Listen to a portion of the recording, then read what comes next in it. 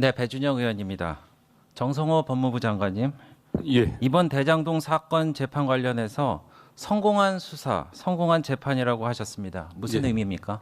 예, 이 사건이 문제가 돼갖고 저희 법무부 출근할 때 여러 기자들이 이 사건에 관해서 물어봐갖고요. 성공한 수사라고 하는 것은 수사나 기소의 목적이 최종적으로는 범죄 피고인에게 중형을 선고받게 하는 거 아니겠습니까? 그래서 두 명의 피고인에 관련해서는 구형된 형보다 더 나았습니다. 구형량이라고 하는 게 수사 검사들이 봤을 때 이 정도 최고로 이 정도를 선고해달라는 요구사항입니다. 그리고 나머지 피고인들도 절반 이상의 구형보다 절반 이상의 선고를 받았기 때문에 수사에 있어서는 뭐 성공한 거고 또 공소유지도 최선을 다했기 때문에 성공한 공소유지다 이렇게 표현했던 겁니다. 민주당에서는 이번 사건 수사가 잘못돼서 국정조사 특검을 해야 된다고 하는데 그것에 대해서는 좀 결을 달리하시는 것 같습니다. 뭐 그렇지는 않습니다. 그리고 이 1심 판결은 7,800억 중에 400억 정도만 환수해야 한다고 판시했는데 이것도 성공적으로 보시는 것 같다는 말씀을 드립니다. 노만석 대행이 용산과 법무부의 관계를 고려해서 항소 포기 결정을 했다고 했는데 나도 힘들다고 하셨습니다. 장관님은 9월 30일 날 국무회의에선 제가 항소 상고를 제안하고 있고 주요 사건 관련해선 지휘하고 있다고 했고 제가 재심 사건 관련 항소 포기를 시키거나 진행 중인 사건에 대해서도 취하시키는 중이라고 말씀하셨습니다. 제가 매일 사건을 체크하고 있다, 매일 구두 지시하고 있다고 하셨습니다. 그런데 11월 10일 날 기자들 앞에서는 구체적 사건 이래라 저래라 지시하지 않는다는 것이 원칙이라고 하셨습니다. 단도직입적으로 제가 묻겠는데요. 법무부 차관에게 대장동 1심 사건 관련해서 어떤 지시를 하셨습니까? 저는 이 대장동 사건과 관련해서는 제가 공짜 3번 정도 얘기를 했습니다. 처음 이게 10월 30일 날 선고가 있었고요. 월요일 날, 주말이어갖고 월요일 날 아침에 매일 아침마다 사건 보고가 옵니다. 사건의 보고를 받고 이 사건을 갖고 뭐 중하게 선고됐거나 잘 됐군 뭐 이런 정도 했었습니다. 그리고 특별한 관심을 갖지 않았고 이게 언론에서 여러 얘기가 나오니까 제가 한 2, 3일 정도 후에 판결문을 대충 훑어봤었습니다. 그리고 목요일 날 11월 6일인데 그때 국회에서 예결위 종합질의가 있었습니다. 그래서 국회 와 있는데 예결이 끝나고 나서 대검에서 항소할 필요성이 있다 이런 의견이 있다는 얘기를 들어오고서 이게 뭐 중형 선고됐는데 신중히 판단을 필요치 않겠냐 이런 정도 얘기를 하고 끝나갖고 뭐 저희들은 다시 돌아갔고요. 그 다음 날 11월 7일 날 마찬가지입니다. 저녁에 예결위가 저녁 식사를 해서 잠시 휴정했을 때 약간 구두복을 이게 검찰에서 항소할 것 같다라는 보고를 받았고요. 그 이후에 실제로 이거는 뭐 보고라기보다도 식사 시간에 좀 얘기를 들은 거였고 그날 저녁에 예결위가 끝난 이후에 최종적으로 항소하지 않았다라는 보고를 받았습니다. 동문서답 하시는 것 같습니다. 법무부 차관이 검찰총장 대행에게 장관이 지휘권을 행사할 수도 있으니까 항소를 알아서 포기하라고 했다고 한다. 이렇게 법무부 차관에게 지시하셨습니까? 뭐 그런 사실 없습니다. 네. 대장동 사건 항소 포기 관련해서 신중한 결정하라고 3차례 보고받은 자리에서 이야기하셨는데 만약에 장관님이 대통령한테 특정 사안에 대해서 이렇게 합시다라고 3번 보고했는데 대통령이 모두 신중하게 결정하라고 하면은 보고한 대로 집행하시겠습니까, 장관님? 제가 뭐 신중하라기에는 처음에는 그냥 단순하게 사건 보고만 받았습니다. 두 번째도 뭐 거의 두 번째, 세 번째는 신중한 결정을 하라고 말씀을 하신 게 다 언론에 나와 있습니다. 제가 네네. 계속 진행하겠습니다. 신중한 결정이라는 게 국회에서는 어떻게 쓰이는지 잘 아시죠? 뭐 아니라는 얘기입니다. 어쨌든 뭐 동의 받아들이는- 아니면은 받아들이는 신중한 분의 검토라는 거는 하지 의지가 말라는 다른 것 얘기고요. 같습니다. 이재명 대통령도 저렇게 말씀하셨습니다. 긍정적으로 검토해 보겠다. 밑에 보시죠. 안 됩니다라는 뜻입니다. 2번이나 그렇게 말씀하신 겁니다. 그래서 사실상 지휘권을 행사하셨는데 검찰총장에게만 특정 사건을 서면으로 하게 돼 있는 법과 정면 배치됩니다. 위법한 거 아닙니까? 이게 제가 지휘를 하려고 했다고 하면 서면으로 했을 겁니다. 만약 일선청에서도 서면으로 안 하셨죠? 일선청에서 그거 위법입니다. 지휘로 받아들였다고 하면 서면으로 지휘할 걸 요구했을 겁니다. 뭐 자, 그런 사실 대검찰청 비공개 예규에도 따라서 항소하셨어야 되는데 물론 형량이 넘는 사람도 있지만 못 미치는 사람도 있기 때문에 항소하셨어야 됩니다. 다시 묻겠습니다. 왜 대장동 사건 항소에 반대하셨습니까? 저는 뭐 반대한 건 없습니다. 반대하지 않으셨습니까? 최종적으로는 사실상 반대하셨습니다. 이거 뭐 사실상 연구하고 법적인 경우는 다르지 않습니까? 네. 네. 그리고 PPT를 보시면은 보시는 바와 같이 대통령은 대장동 사건의 정점에 있는 피의자이며 법무부 장관을 지휘할 수 있는 인사권자입니다. 이번 1심 판결에서 400번 넘게 언급되었고요. 이번 항소 포기의 최대 수혜자가 사실상 누구라는 것은 국민들이 압니다. 대통령에 대한 재판은 지금 멈춰 있습니다. 1심 결과대로 특정경제가중처벌법과 이해충돌방지법이 벗어난다면은 업무상 배임만 남고, 업무상 배임도 민주당이 지금 법을 없앤다고 하지 않습니까? 그럼 대통령 완전히 무죄가 됩니다. 이게 최대 수혜가 아니면은 누가 최대 수혜자라고 말씀하십니까? 일방적 주장 같습니다. 판결문을 그리고 제가 한번 이재명 물어보겠습니다. 대통령이 관련돼 있다는 이 사안을 아무것도 없습니다. 그러니까 이 사안을 대통령 또는 대통령실 직원과 직접 또는 간접적으로 논의한 적 있습니까? 저는 뭐 사건과 관련해서 대통령실과 제가 논의하지 자체를 않습니다. 저는요. 다시 한번 묻겠습니다. 간접적이라고 제가 말씀드린 거는 법무부 간부와 대통령실 직원과의 만남 또는 전화도 포함됩니다. 다시 묻겠습니다. 이런 적 있습니까? 이런 관련 보고 받으신 적 있습니까? 그건 뭐 제가 그런 말은 전혀 없습니까? 보고받은 책임지실 바가 수 없습니다. 있으세요? 네, 그렇습니다. 제가 보고받은 바 없습니다. 네. 대통령실 민정수석실 비서관 4명 중에 3명이 이재명 대통령 변호하시던 분입니다. 그중에 한 명은 대장동 사건을 담당하는 변호사였어요. 민정수석실까지 보고됐다는데 대통령께 보고가 안 됐다고 생각하십니까?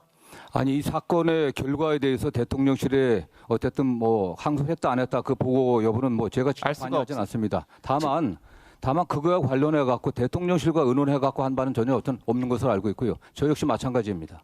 7,400억에 대해서 제가 묻겠습니다. 이번 항소 포기의 가장 큰 쟁점은 전체 추징액 중 473억을 뺀 나머지 금액 약 7,400억인데 이거 사실상 받기 힘들어졌습니다.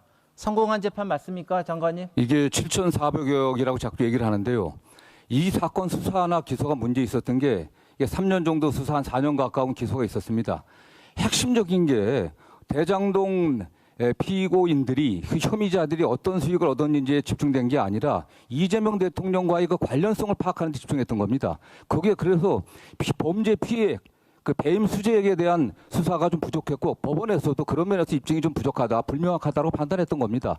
7천억이 넘는다는 주장도 그냥 검찰의 주장이었던 거고요. 다만 저희 입장에서는 그걸 입증하려고 전 최선을 다했다고 생각합니다. 그러나 그것이 그동안 4년에 걸친 수사 기소에도 불구하고 입증이 안 됐기 때문에 그 부분은 무죄된 거고, 다만 제 입장에서는 범죄자들이 수익을 갖다가 가져가는 건 안 되는 거 아니겠습니까? 아니면 2천억 정도가 추징 보존돼 있고 성남도시공사에서 지금 소송을 제기하고 있기 때문에 업무상 배임이 있기 때문에 이게 특정법에 적용이 안 된다고 하더라도 최대한 다시 입증을 해갖고 범죄 피해액이 민사소송에서라도 저희가 확보될 수 있도록 적극적으로 좀 뒷받침할 계획입니다. 그 부분. 민사소송 통해서 받으시면 된다고 그랬는데 법조인으로서 다시 한번 되새겨 보시기 바랍니다. 형사 판결이 확정돼야지 민사 손해배상 소송도 맞물린다는 거 잘 아시잖아요. 그렇지 않습니다. 네. 민사 소송에서는 손해액 입증 책임이 피해자한테 있죠. 그래서 형사에서 확정되고 굳고 환수하고 이를 민사 피해 당사자한테 돌려주는 것이 피해 구제를 가장 신속하게 정확하게 하는 방법입니다. 아니면 지금 1심 판결 지금 성남도시공사가 5억 뒤집어진다는 1천만 가능성도 원을 없습니다. 청구를 그건요. 했는데 이게 13개월째 멈춰 있습니다. 공사 측에서 뭐라 그런지 아세요? 이 금액이 사업 전반에서 추정되는 전체 손해액을 반영한 것은 아니며 향후 형사재판 결과에 따라서 청구액을 확정할 여지가 있다고 했습니다. 이 공사에서는요, 이 사업 관련해서 약 4,895억 원의 규모의 손해가 발생됐다는 검찰 기소의 내용을 인용했습니다. 그래서 공사도 형사재판에서 확정돼야지 이걸 받는 겁니다. 제가 좀 안 됐지만 옛날 얘기도 하겠습니다. 전두환 전 대통령 추징 관련해서 얘기하겠습니다. 형사소송에서 2,205억 원을 추징했는데 돌아가신 후에도 956억 원이 남았습니다. 추징 업무만 지금 28년째 하고 있어요. 고인한테도 받고 있습니다. 이거 어디서 하는지 아세요? 서울중앙지검에서 하고 있습니다. 끝까지 추징한다는 원칙이 왜 대장동 앞에서는 멈췄습니까? 그렇지 않습니다. 이미 참고로 네. 전두환 대통령 추징 사건 관련 그 1심, 2심, 3심, 최종심 모두 다 추징금은 2,205억 원 똑같았습니다. 근데 왜 항소하고 상고했는지 아세요? 검찰이 한 이유는 법리 및 공범관계 일부 정리가 필요해서 그래서 한 겁니다. 근데 이번 경우에는 7,800억 중에 400억밖에 인정 못 받았는데 항소합니까? 아니, 항소하지 일단 않습니까? 뭐 저는 그렇습니다. 노태우 대통령 말씀드릴게요. 관련된 2,628억 원도 마찬가지로 추징액은 1심, 2심, 3심 다 똑같았어요. 근데 검찰은 항소하고 상고했습니다. 그때가 검찰하고 지금 검찰하고 다릅니까? 아니 그래서 지금 아니 그래서 그 사건은 달라진 바가 있습니까? 지금 서울중앙지검하고 없습니다, 이게. 다릅니까? 아니 1심에서 그렇게 판결이 났다고 해서 1심 법원 판결은 전부 잘못된 거기 때문에 항소심에서 저는 그렇습니다. 저희들 최선을 다하겠지만 말씀드린 대로 어쨌든 형사 사건에 있어서의 범죄의 어떤 증거의 증명력하고 민사성이 다릅니다. 형사성이 엄격하기 때문에 바로 그대로 증거로 사용되는 경우가 많습니다. 그러나 이 사건 같은 경우는 전두환 노태우 대통령하고 다른 게 이미 민사소송이 되어 있고요. 일부 그 2천억 검찰에서 뭐 추징 보존한 부분에 대해서 또 가압류를 또 해야 됩니다. 다른 부분에 관련해서 거기에 차질이 없게 저희들도 항소심에서 더 엄밀하게 사실은 입증하도록 저희들 최선을 다하겠습니다. 왜 이재명 정부가 하룻밤에 우리 국고 7,400억을 날렸는지 우리 국민들은 궁금하게 생각할 겁니다. 자, 이재명 정부가 심 판결이 지금 전면적으로 잘못된다는 전제로 말씀하시는데 그렇지는 않습니다, 이게. 네, 잠깐만요. 장관님, 이재명 정부가 지금 국유재산 헐값 관련해서 매각을 다시 되돌리려고 하고 있습니다. 그리고 증세를 하려고 노력하고 계시고 세금도 이렇게 확보한다고 몇백 명씩 뽑아갖고 수백억 원 되는 세금 환수 특별 뭐 기동대인가요? 뭐 이런 것도 만들어갖고 세금을 더 확보하려고 하고 있고 혈세도 지금 짜내고 있습니다. 그런데 7,400억을 하룻밤에 그렇게 안 받겠다고 날리는 게 이재명 정부가 할 일이냔 말입니다. 아니 법원 판결에 의한 겁니다. 그리고 말씀드린 것처럼 그 무죄 부분 관련해서 저희들이 입증이 부족한 부분이 있다고 하면 특히 그 범죄 그 수익에 관련해서 부족한 부분들은 더 적극적으로 공소유지를 해야 됩니다. 왜 무죄가 났는지 저희들이 밝혀왔고요. 그거는 무죄 여부와 관계 없습니다. 성남도시공사에서 범죄 수익 환수에 차질이 없게 최선을 다해서 저희들이 형사소송에서도 자료를 제출하도록 하겠습니다. 다시 묻겠습니다. 473억보다 더 받을 수 있습니까? 항소심에서? 항소심에서 몰수 추징은 이게 필요적인 몰수 추징 부분이 아닙니다. 아니, 피해자가 있기 때문에 제가 여쭤본 물론 것만 대답해 국회재산법에 주세요. 의해서 2심, 3심을 통해 갖고 그렇지 않습니다. 473억보다 더 받으실 수 있으세요, 없으세요? 없죠? 아니 몰수 추징 선고가 더 나아질 수는 없겠지만 말씀드린 대로 가장 중요한 게 그건 범죄 수익의 환수입니다. 그거는 어쨌든 민사 소송에서 저희들이 될 수 있게 최선을 다할 것이고요. 여기서 판결이 어떻게 나든 간에 관계없이 이미 피고인들이 중형 선고 받았고 그런 측면에서 저는 일선정에서 판단했다고 보고 있습니다. 네. 장관님, 이 결정에 관련된 모든 사람들에게는 국고 손실에 따른 배임죄로 법적인 책임을 물어야 될 거라는 게 국민적인 판단이고 이번 여론조사라든지 심지어는 한겨레 신문 사설에도 항소 포기가 잘못됐다는 거를 이렇게 이론을 펼쳤다는 걸 제가 말씀을 드립니다. 장관님, 범죄자의 불법 수익 이 7,400원을 이재명 정부가 짬짬이 해서 범죄자들에게 안겨줬다는 비난이 빗발치고 있습니다. 대장동 사업 당시 헐값에 땅을 수용당하고 집에서 내몰린 많은 사람들 보기가 부끄럽지도 않는가 이런 얘기가 팽배하고 있어요. 중앙지검장이 사퇴했습니다. 이제 검찰총장 직무대행도 사퇴 압력을 받고 있어요. 이재명 정부에서 임명된 검사장급 이상 대부분이 검찰총장 직무대행에게 사퇴를 촉구하거나 잘못됨을 질타하고 있습니다. 얼마 전에 민주당의 김병기 원내대표가 이 검사들에 대해서 말씀하셨습니다. 한 줌도 안 되는 친윤 정치 검사들의 구태타적인 항명이라고 했는데 장관님 동의하십니까? 저는 이런 그 개별 사건의 항소 여부에 관련해 갖고 검사장들이 집단적으로 의사표시를 하는 것은 매우 바람직하지 않다고 보고 있습니다. 더 중대한 사건도 많이 있었습니다. 잘 아시는 것처럼 내란 비상계엄의 수괴로 재판받고 있는 윤석열 대통령께서 그야말로 관행에 완전히 어긋나게 구속 취소됐는데도 한마디도 안 했던 사람들입니다. 저는 이건 바람직하지 않다고 보고 있습니다. 더군다나 이 부분은 항소 여부는 말씀드린 것처럼 만약 일선에서 그런 의견이 있다고 하면은 저는 그 내부적으로 해야 될 문제지 집단적으로 의사표시하는 건 저희 검찰 발전에서 좋지 않다고 생각합니다. 원내대표의 의견과 동의하신다는 말씀을 제가 알아듣겠습니다. 제가 한 가지 또 여쭤보겠는데 1심 재판부는 김만배 씨 428억 원 뇌물 약속 혐의에 대해서 배임의 범죄 수익을 분배한 것에 불과해서 별도로 뇌물죄는 구성하지 않는다고 해서 무죄로 판단했죠.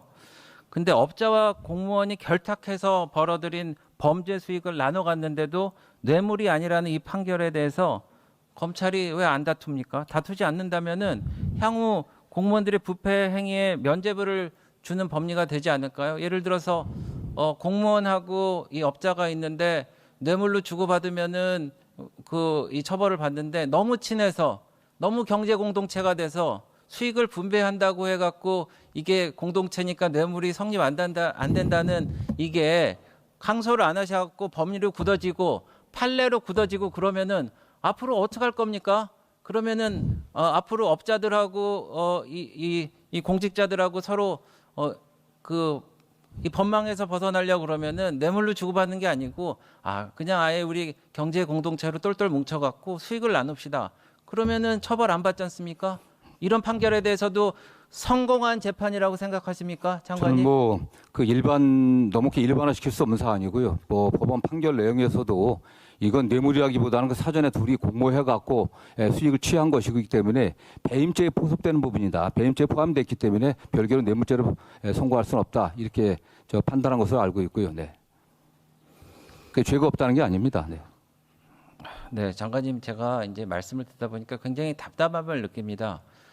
장관님은 이 대한민국 검찰의 인사권을 행사하시고 재정적으로 서포트할 수 있는 최고 책임자신데 이게 검찰과 법무부는 다르고 이재명 정부의 검찰이 항명을 하고 있기 때문에 이 모든 사태가 있다라는 그런 핑계로 돌리시는 것 같아서 좀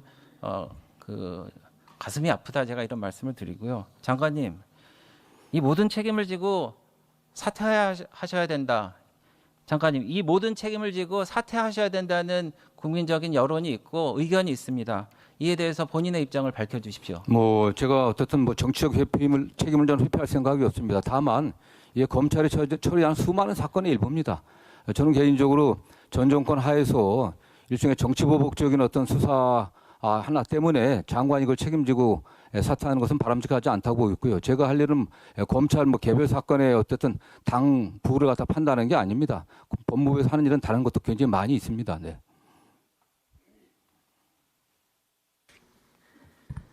네, 수고하셨습니다.